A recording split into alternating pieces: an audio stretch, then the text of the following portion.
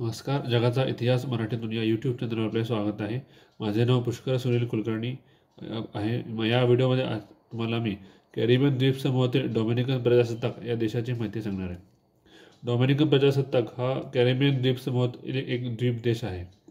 तो कॅरिबियन द्वीपसमूहात म्हणजे उत्तर अमेरिका खंडाच्या द्वीप देशांमध्ये वसलेला आहे. याचा इतिहास सुमारे इसवी सन 7व्या शतकापासून मागे जातो. इसवी सन 7व्या शतकापूर्वी तेथे मूळ रहिवासी कोण होते हे अज्ञात आहे. ते याचे कोणाला माहिती नाही. मात्र इसवी सन 7व्या शतकाच्या मध्यापर्यंत ते मध्य व दक्षिण अमेरिकेतील टायनो वंशाच्या आदिवासी लोकांनी वास्तव्य करण्यास सुरुवात केली. हळूहळू त्या बेटावर त्यांचे वर्चस्व निर्माण झाले. टायनो हे छोट्या छोट्या टोळ्यांमध्ये तिथे आलेले होते. तिथे अनेक टोळ्या सुमारे 5 राज्यांमध्ये विभागलेल्या होत्या. टायनो वंशाच्या आदिवासी जमातीची 5 राज्ये तेथे होती. कालांतराने तेथे कॅरिब वंशाच्या आदिवासी जमातींनी तेथे आक्रमणे करण्यास सुरुवात केलेली होती. इसवी सनाच्या 14व्या शतकाच्या अखेरीस इसवी सन 1492 साली क्रिस्तोफर कोलंबसच्या सफरीनंतर तेथे स्पॅनिश लोकांच्या वसाहती होण्यास सुरुवात झाली. कालांतराने स्पॅनिश लोकांचे प्रमाण कमी असल्याने तेथील टायनो वंशाच्या लोकांनी त्यांना पराभूत करून बेटावरून पेटाळून आले व त्या वसाहती नष्ट केल्या. मात्र त्या स्पॅनिशच्या बेटाच्या दक्षिण भागात सॅन्टो डोमिंगो या नावाने एक स्पॅनिश वसाहत निर्माण झाली. पुढे ती डोमिनिकन प्रजासत्ताकाची राजधानी बनली. हळूहळू कॅरिबियन बेटांवर स्पॅनिश लोकांचे वर्चस्व वाढू लागले. तसेच त्या बेटावर टायनो वंशाच्या लोकांचे हळूहळू वर्चस्व कमी होत गेले. त्यांचा पराभव करण्यास स्पॅनिश लोकांनी सुरुवात केली. स्पॅनिश वसाहतवाल्यांनी टायनो वंशाच्या जमातीतील स्त्रियांशी लग्ने करून मिश्र वर्णीय लोकांची नवी जमात जन्माला घातली. तर मूळ टायनो वंशाचे लोक आजकाल तिथे दिसून येत नाहीत. मात्र तेथे स्पॅनिश भाषेत टायनो भाषेतील काही शब्द आढळून येतात. उदाहरणार्थ टोमॅटो, पोटॅटो, हे असले काही शब्द तिथे आढळून येतात. जसे टोबॅको हा शब्द टायनो भाषेतून आलेला आहे. ही नवीन माहिती. स्पॅनिश लोकांच्या वर्चस्वाला काही काळाने सुरुंग तिथे लागलेला होता. स्पॅनिश लोकांनी दक्षिण अमेरिकेतील इतर देशांवर आपले लक्ष केंद्रित केले. त्यामुळे सॅन्टो डोमिंगोकडे त्यांनी दुर्लक्ष करण्यास सुरुवात केली. त्यामुळे तिथे आर्थिक व्यवस्था ही नाजूक बनलेली होती. कालांतराने इसवी सनाच्या 16व्या शतकाच्या सुरुवातीला त्या बेटावर फ्रेंच लोकांनी आपले आधिपत्य स्थापन करण्यास सुरुवात केलेली होती. त्या सॅन्टो इस्पॅनोला या बेटाच्या पश्चिम भागावर हैती नावाचा स्वतंत्र देश वसून स्पॅनिश लोकांनी तेथे आपले फ्रेंच लोकांनी तेथे आपले वर्चस्व निर्माण केले.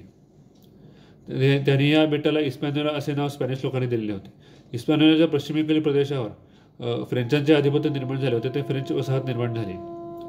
काही काळाने हा देश हैती या नावाने ओळखला जाऊ लागला. हैतीला 17व्या शतकाच्या अखेरीस फ्रेंचांपासून स्वातंत्र्य मिळाले. तेथे हैतील आदिवासी लोकांनी फ्रेंचांविरुद्ध लढून स्वातंत्र्य मिळाले.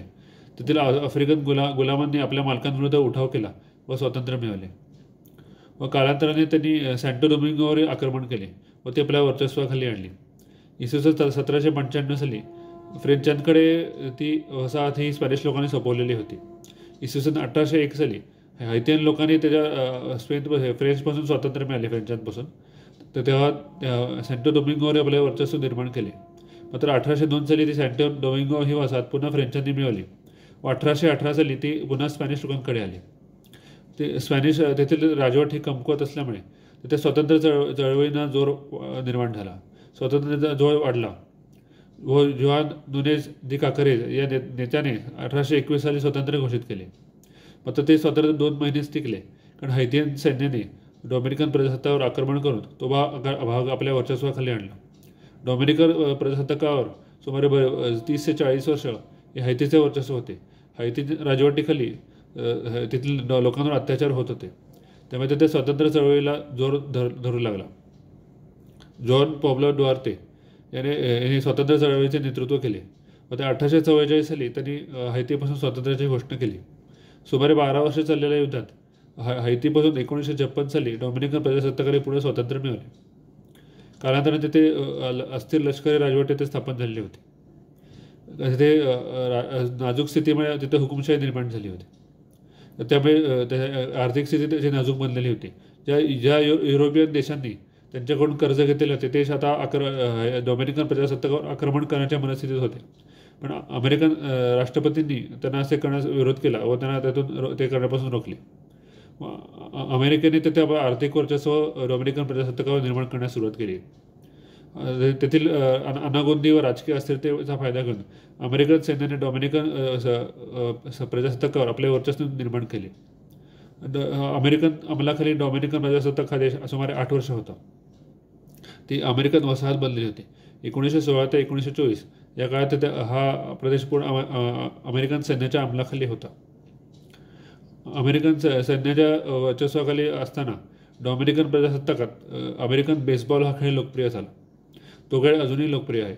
1924 साली डोमिनिकन प्रजासत्ताकाला स्वातंत्र्य मिळाले. त्यानंतर 1930 पासून अँड्र्यू या नेत्याने तिथे हुकुमशाही सुरुवात केली. हुकुमशाही ती 30 वर्ष टिकून होती. कारण तिथे लष्करी उठाव व राजकीय अस्थिरता यामुळे डोमिनिकची अर्थव्यवस्था डबघाईला आलेली होती. कालांतराने हळूहळू तिथे स्थिर लोकशाही राजवट आल्यानंतर तिची अर्थव्यवस्था सुधारण्यास सुरुवात झाली. डोमिनिकन प्रजासत्ताक हा देश हा श्रीमंत अर्थव्यवस्थांपैकी एक बनला आहे. तिथे मोठ्या प्रमाणावर पर्यटन होते. पर्यटक मोठ्या प्रमाणात तिथे बघायला जातात.